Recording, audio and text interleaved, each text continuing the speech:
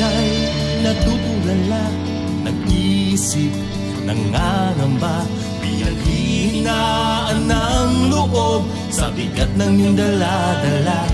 Yung tandaan, isipin tuwi na yan ang ama para damayan ka.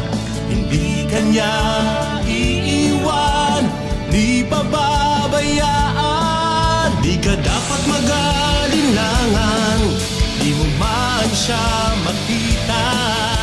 Tumawag ka sa ama, magtiwala, abot ka na hanggang timpala. Magtiwala, maghintay pa ang panahon ng katuparan ng ating katubusan ay malapit na.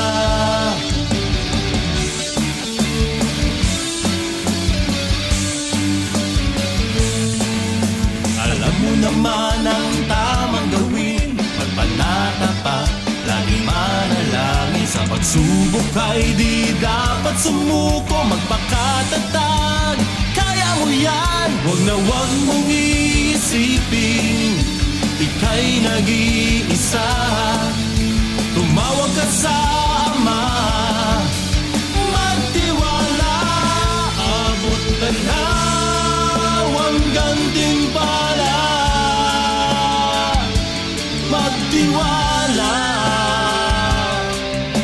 maghintay pa ang panahon ng katuparan ng